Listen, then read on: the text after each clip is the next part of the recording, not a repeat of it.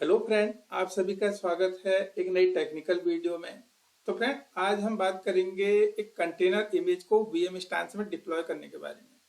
तो friend, basically हम जानते हैं कि जो डॉकर इमेजेज हो चाहे जीसीपी की रिपोजिटरी में जो हमने कंटेनर उसको हम यूज करने के लिए बेसिकली कुबरनेटिस यूज करते हैं। बट हमें वीएम इंस्टेंस ये फैसिलिटी भी देता है कि हम जो कंटेनर इमेज है इसको एक वीएम में भी हम डिप्लॉय कर सकते हैं।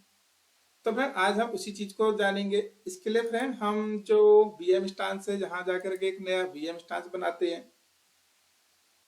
और यहाँ पर से जो बेसिक कॉन्फ़िगरेशन मिल रही है वो सारी चीजों को रहने देते हैं। और आज हम बात करेंगे डिप्लॉय कंटेनर ऑप्शन जो हमें मिल रहा है। तो फ्रेंड, इसके लिए हमें आज एक कंटेनर इमेज डिप्लॉय करनी है।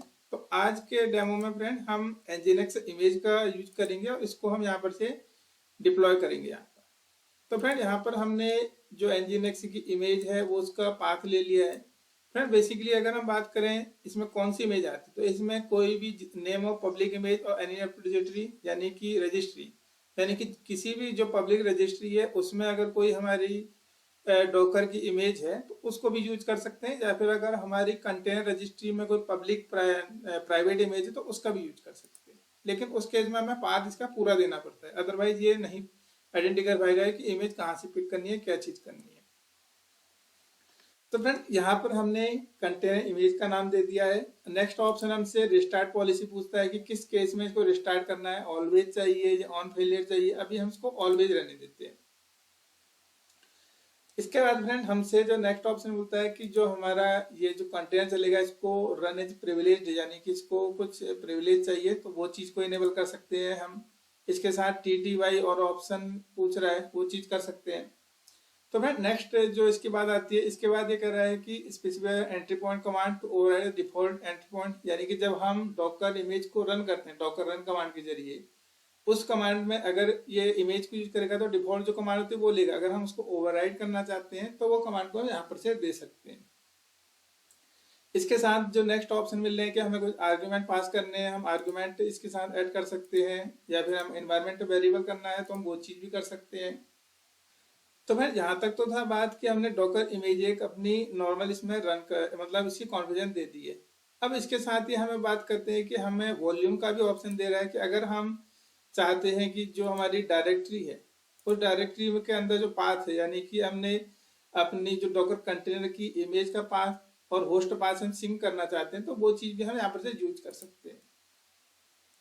तो फ्रेंड, बेसिकली अगर हम बात करें nginx की तो जहाँ पर से nginx का जो इमेज होती है वो उसका पाथ रहता है कि इस लोकेशन पे इसकी HTML फाइल लेती है। इसके साथ में अब हम होस्ट पाथ डिफाइन करते हैं, थोड़ी डिफरेंट करते हैं ताकि हमको आइडिया रहे कि सारी चीजें सही चल रही है। तो इसके लिए हमने होस्ट पाथ दे दिया है और मोड का हम नाम दे देते हैं कि इसको रीड ओनली चाहिए, रीड राइट चाहिए, तो हम इसको रीड राइट दे देते हैं। तो बेसिकली फ्रेंड, जैसे कि अगर हमें कोई अपनी अगर कोई हमें अपनी जो डॉकर इमेज हमें वीएम में चलानी है तो उसके लिए उस केस में बहुत बेटर ऑप्शन है। बट हम अगर बात करें प्रोडक्शन की तो उस केस में कुबरनेटिस ही बेटर ऑप्शन रह सकता है, क्योंकि ये जो डॉकर कंटेनर यानी कि जो कंटेनर इमेज को हम रन कर रहे हैं तो इसके लिए हमें जो एक बूट डिस्क मिलती है, यानी किसी न किसी सिस्टम में चलेगी तो वो मिलती है हमें कंटेनर ऑप्टिमाइज्ड ओएस। यानी कि ये चीज जो इमेज है ये गूगल द्वारा बनाई जाती है, बट ये इस केस में हमें बहुत लिमिटेड एक्सेस मिलते हैं, लाइक जैसे इसके पैकेज है या वो या फिर कोई अदर चीजें बात की जाए तो इसलिए इसका केस ज्यादा बेटर नहीं रह पाता है चीजों में। बट ठीक है, लेकिन अगर हम इसको यूज करना चाहते हैं किसी केस में तो हम चेक कर सकते हैं। और फिर इसके साथ ही हम यहाँ पर से फायरवॉल रूल लगा करके जो कॉन्फ़िगरेशन है उसको हम क्रिएट कर देते हैं। और जैसे ये सारी चीज हो जाएगी तो इसके बाद हम इसको एक्सेस करके देखेंगे कि इसका जो बिहेवियर है क्या चल रहा है नहीं चल रहा है क्या है। तो मैं जब तक ये चीज चल रही है तब तक मैं आपको थोड़ी इसके ऑप्शन जो और इससे रिलेटेड और ऑप्शन के बारे में बता दूं। तो फ्रेंड, जो चीज अभी हमने एक जो वीएम स्टांस बनाई थी इससे रिलेटेड जो डिस्क है वो डिस्क की कॉन्फ़िगरेशन हमारी यहाँ से आ चुकी है, यानी हमने यहाँ जो डिस्क बनी है जो जीसीएम बना रखी है वो यहाँ पर से हमारी इंफॉर्मेशन है। लाइक सोर्स इमेज की बात करें तो कंटेनर ऑप्टिमाइज्ड ओएस यहाँ पर यूज किया गया है जो कि गूगल द्वारा मैनेज किया जाता है। अगर हम इसको थोड़ी और जरा डीप में जाएं तो वो सारी इमेजें जितनी की अगर हम बात करें, चाहे हमको सेंटोस है, डेबियन है या कुछ है, तो सारी चीजें हमें यहाँ मिल जाती है कि हमें एक्चुअल में कौन सी इमेज यूज करनी है। तो जैसा कि हम देख पा रहे हैं, ये सारी इमेजें क्या है, गूगल द्वारा मैनेज की जाती हैं और इसके साथ ही ये इसी का यूज किया जाता है। तो फ्रेंड अब हम वापस चलते हैं वीएम इंस्टेंस में और एक बार देखते हैं कि हमारा जो वीएम बना रहे थे हम, प्रोसेस कंप्लीट हुई है नहीं हुई है। तो फ्रेंड यहाँ पर हमारी जो वीएम से रिलेटेड प्रोसेस हो चुकी है कंप्लीट। अब हम जो अभी पब्लिक आईपी है, पब्लिक आईपी को हम देख के देखते हैं, तो अभी ये नहीं चल रहा है। तो फ्रेंड इसको हम एक बार लॉगिन करके देखते हैं।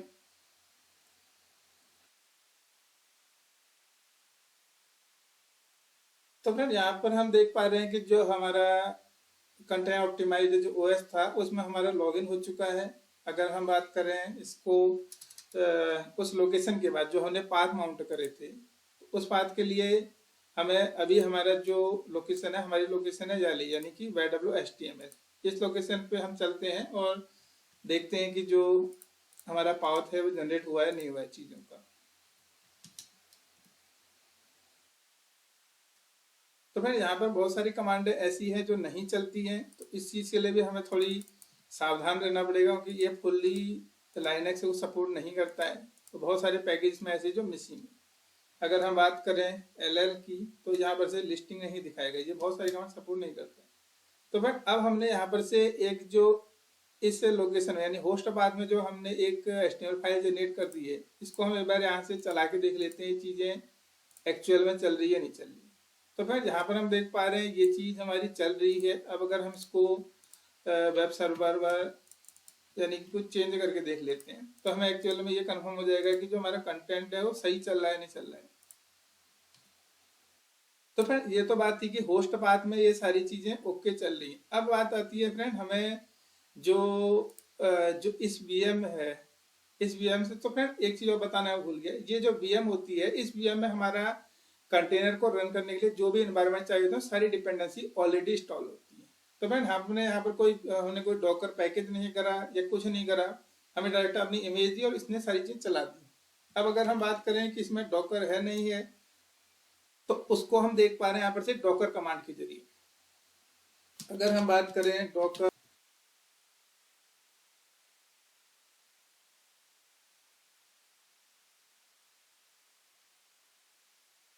या फिर हम बात करें यहाँ पर से डॉकर PS की बात, तो फ्रेंड यहाँ पर हम देख पा रहे हैं कि जो हमारी एक डॉकर इमेज थी उसका एक कंटेनर रन हो चुका है और उस कंटेनर में यहाँ पर ये सारी चीजें चल रही है।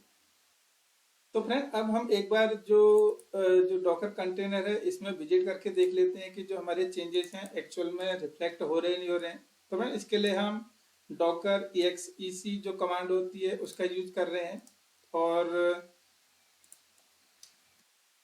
डॉकर exec करके हम जो अब हमारा इन्वायरमेंट है हम आ चुके हैं इस इंस्टांस के अंदर, यानी रूट इंस्टांस वन, ये हमारा जो नाम है ये है डॉकर इमेज का, यानी कंटेनर का, रनिंग कंटेनर है।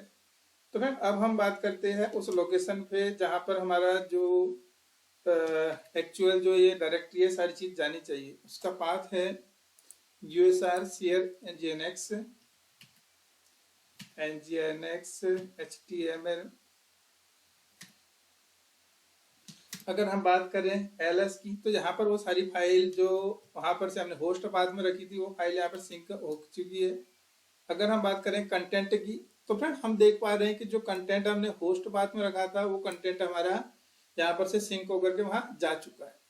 तो फ्रेंड यही था डॉकर कंटेनर को रन करने का डेमो, जिसमें हमने जाना कि कैसे हम अपनी जो कंटेनर में इसको वीएम में चला के दे सकते हैं। तो फ्रेंड आज के डेमो में हमने ये चीज सीखी। अगली वीडियो में हम बात करेंगे एक नई टेक्नोलॉजी के बारे में। सो फ्रेंड हमसे जो है धन्यवाद, थैंक यू।